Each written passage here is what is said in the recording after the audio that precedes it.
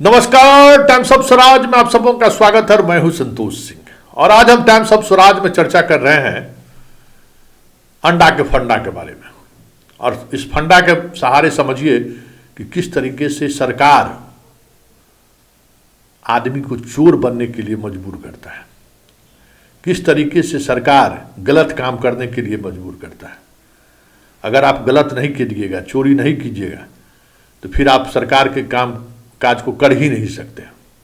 जी हाँ, ठंडा में स्कूल में बच्चों को मध्याह्न भोजन के साथ अंडा देना है। पिछले बार अंडा का कीमत 5 रुपया था, इस बार 6 रुपया कीमत तय हुआ है। और अंडा ऐसा है जो शेयर बाजार की तरह जो है ना, रोज खुलता है और तय होता है कीमत। जैसे आज की कीमत 6 रुपया 7 पैसा है पटना में, 6 रुपया 7 पैसा है मुजफ्फरपुर में। वो इंडेक्स है सोना के भाव की तरह। तो समझिए कि जो होलसेल जो अंडा का उत्पादन करता है वो बेचेगा 6 रुपया 7 पैसे। तो स्कूल के मास्टर को 6 रुपया में कौन देगा?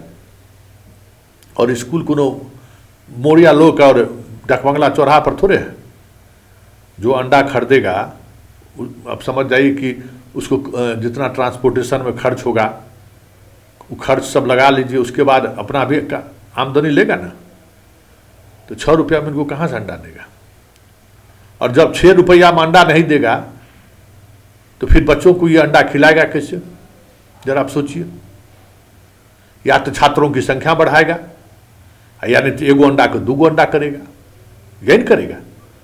और वो करेगा तो हंगामा होगा कि देखिए हेडमास्टर चोरी कर रहा है, आधा आधा अंडा दे रहा है, हम लोग खबर भी चलाएंगे। तो यही है अंडा का फंडा। और आज हम जानकारी ले रहे थे तो पता चला अगस्त के बाद जो है मध्याह्न भोजन का पैसा अभी तक सरकार नहीं दिया है। तो हेडमास्टर साहब कहाँ से चलाएंगे? अपना जमीन जत्था बेच के आपको, आपके बच्चे को, आपकी योजना को सफल बनाने के लिए वो अपना परिवार के, पत्नी के जेवर गिरवी रख दे?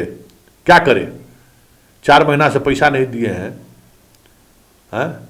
तो कैसे चला रहा होगा? ये जरा सोचिए ना। अब आप सोचिए कि एक हेडमास्टर से आप क्या उम्मीद करते हैं, क्या क्या वो कर सकता है। और जब यही बेचारा एक वो मधुबनी वाला हेडमास्टर को फोन किए, वो टोला सेवक को, हेडमास्टर नहीं था, हेडमास्टर चले गए थे सब्जी लाने के लिए। अब लीजिए, अब उसको सस्पेंड करने के लिए स्पष्टीकरण पूछे, अब सस्पेंड हो गए। अब जरा आप बताइए कि हेडमास्टर साहब का काम सब्जी लाना है? और हेडमास्टर साहब को क्रेडिट अगर नहीं रहेगा तो कैसे खाना बनेगा? रोज सब्जी रोज खरीदना ही है, दाल और चावलें ना आप देते हैं, बाकी सब चीज तो बाकी सब चीज खरीदना ही है। जो प्रोसेस किए हुए हैं उस प्रोसेस में जो दुकानदार है सब सामान वो एक ही आदमी से लेते हैं, सब्जी वो वही देता है, जबकि ये तो हो ही नहीं सकता है। सब्जी वाला कौन जीएसटी वाला सब्जी बेचने वाला है? आप बताइए, कौन जीएसटी वाला सब्जी बेचने वाला है? आपको क्या क्या नियम बना के रखे हुए हैं कि दुकान से कैसे लेना है, किस तरीके से लेना है, सब चीज आप नियम बना के रखे हुए हैं ना। यही है सरकार का तंत्र जो लोगों को भ्रष्ट करता है। यही सरकार, और आए हैं तो नियम कानून बढ़ते हैं। डीएम साहब चल जाएंगे खाने के लिए मध्याह्न भोजन, ऐसे एसीएस जाएंगे तो मध्याह्न भोजन टेस्ट करने लगे। अरे भाई, क्या नौटंकी है? किसको दिखाना चाहते हैं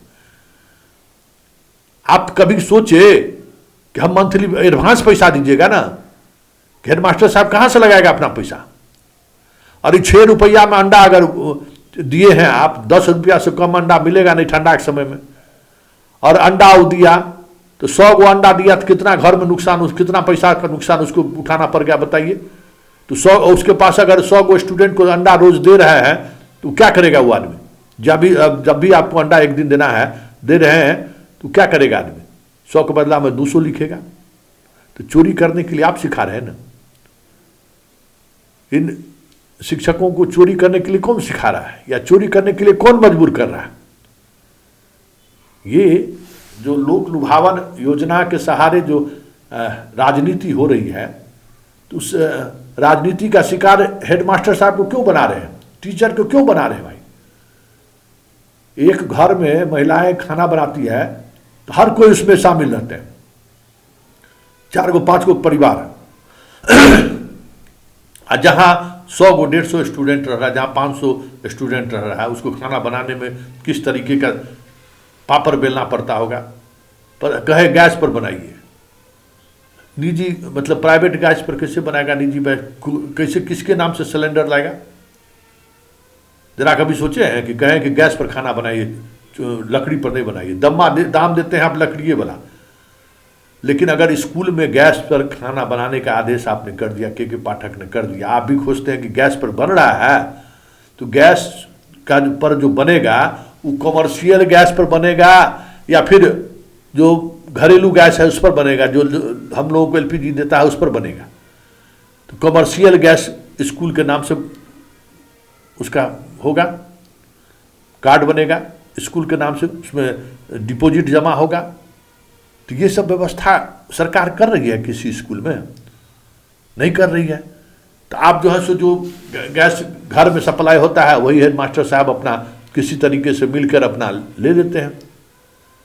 अब ये बताइए ना कि वो जो हेडमास्टर साहब गैस लेते होंगे, उसका जो गवर्नमेंट का जो सब्सिडी है वो किसके अकाउंट में जाता होगा है? और वो जिसके नाम से लेते होंगे, कोई स्कूल के नाम से तो गैस मिलता नहीं है।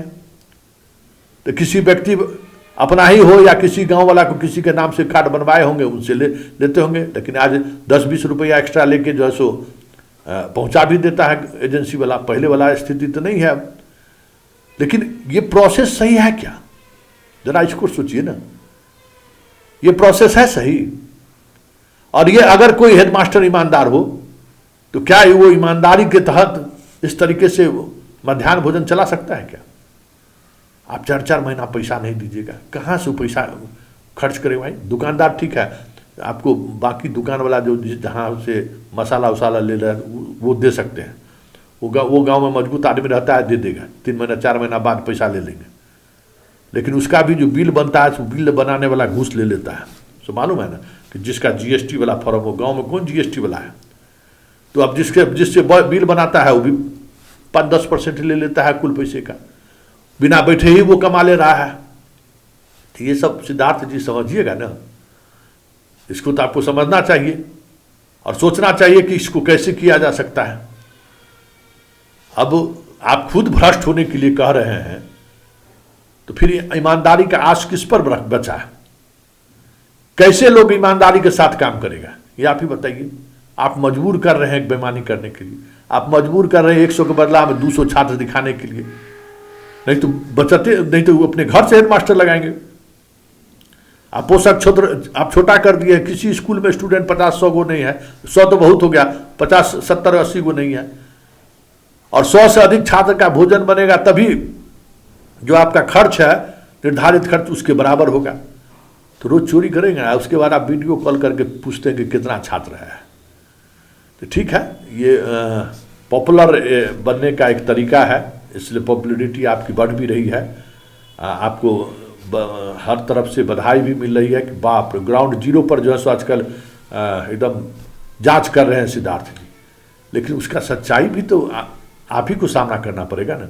सच्चाई तो यही है ना कि मध्याह्न भोजन के तहत जो भी राशि आप देते हैं, उस राशि में एक बच्चों का खाना बनना संभव ही नहीं है। ये तो सत्य है ना। जिस तरीके की खाना का आप मीनू बना कर रखे हुए हैं, एकदम बाप, मीनू देख के तो लोग एकदम लगेगा कि क्या बात है, एकदम क्या क्या मीनू में रखे हुए हैं, एकदम कढ़ी से लेके, बड़ी से लेके, एकदम फ्राई राइस से लेके क्या क्या नहीं है। कभी सोचें कि इस तरीके का भोजन अगर दिया जाए वाकई में, उसके लिए कितनी राशि का खर्च होगा।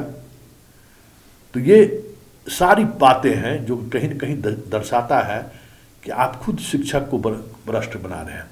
और शिक्षक खुद अगर भ्रष्ट हो जाएगा, इसी मुहिम में लगा रहेगा कि कैसे 2 पैसा बच जाए, दिन भर इसी खेला में लगा रहेगा, तो उस बच्चा को क्या संस्कार देगा? भ्रष्टाचार का तो नींवे स्कूल से शुरू हो गया। कम से कम पहले भ्रष्टाचार का हवा स्कूल तक नहीं पहुंचता था। अब तो स्कूल जहां से आपके राष्ट्र निर्माण का कह सकते हैं कि बीजारोपण होता है, वहीं से भ्रष्ट चीजें शुरू हो जाती हैं। तो फिर आप अच्छे ईमानदार सद्बुद्धि वाला जनरेशन कहाँ से लाइएगा? जो जनरेशन का पौधा बड़ा हो रहा है, जब उसके खादे पानी में जो है सो भ्रष्टाचार है, घुसखोरी है, बेईमानी है, तो उससे आप क्या उम्मीद करिएगा सिद्धार्थ जी। इसलिए इस तरीके की योजनाओं को लेकर जो बातें आप कह रहे हैं और जिस दृढ़ता के साथ कहते हैं, इस सच्चाई को आपको स्वीकार करना होगा ना कि आप खुद मास्टर सबको भ्रष्ट बना रहे हैं।